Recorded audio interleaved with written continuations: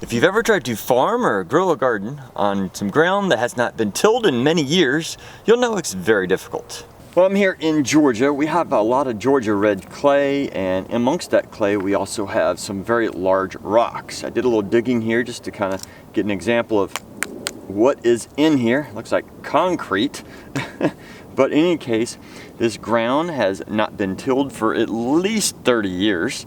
So well, chances are going to find a lot of unusual stuff, definitely big rocks, but I want to plant a garden here. So what would I use if I don't use a tiller? This is a broad fork. It's actually a specialty version. It has a top claw and the bottom claws as well. Most broad forks only have the bottom ones. I decided to purchase this one because the top one helps you to cultivate as you are tilling up the soil. To get it started, you just kind of jam it into the ground and then step on it.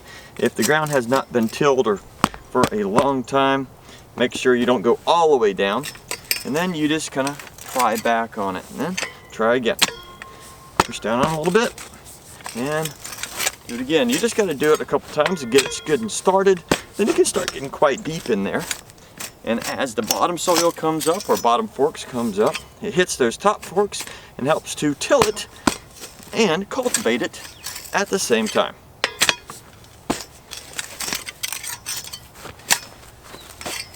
Look at that. Nice and already crumbled up great for gardening.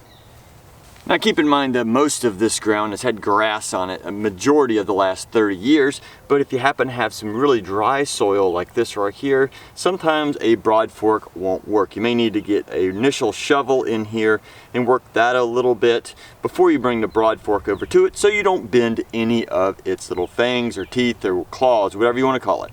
Now when I purchased this broad fork, it cost about the same amount as if I would have actually went out and rented an electric or battery operated tiller. So the thing about it is I am spending about the same amount and I get to keep the tool. Now of course this tool is not recommended if you're trying to plant 10 acres of a garden. No, go get you a tiller or a tractor to do that. This is for a smaller plot for somebody who's beginning a small garden, or maybe like a 10 by 10 or maybe even a 10 by 20. You will be able to get in here, break up that soil so you can have a nice little in-ground garden relatively easily and relatively inexpensively.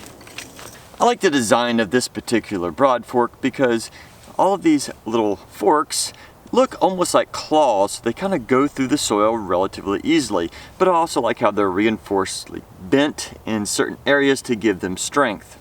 Also, the addition of the top fork here, I just love how it tills and cultivates at the same time, just making everything a much simpler process.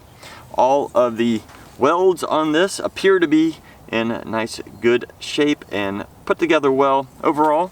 Only time will tell if this will last the test of time, but initially I like this broad fork and I hope you get a chance to buy one. If you're interested, I'll put a link to it in the description. Ooh. Look at the size of that stone.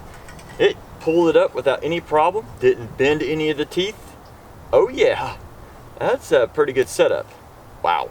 I just got done tilling up this land. This is about an 8 by 12 plot, and you never know what you're going to find when he's tilling up the ground. Let me show you some of the crazy stuff.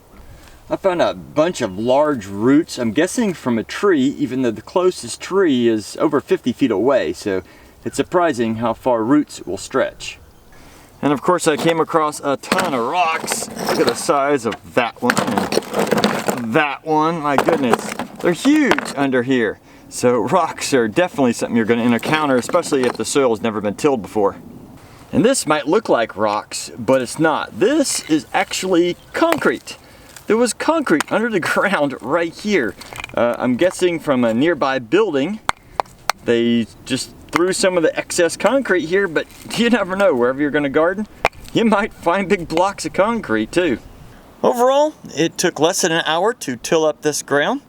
And considering that I had to deal with all that stuff and have to dig up and stop and pause and restart with all that garbage that was in the ground, I don't think that's half bad, because if I'd have had to get in my truck, drive to town, rent the tiller, and drive back, I would have spent longer than that, and that's not even talking about the time to till it up, to clean the tool, and to return it. So overall, I'm very happy with this tool.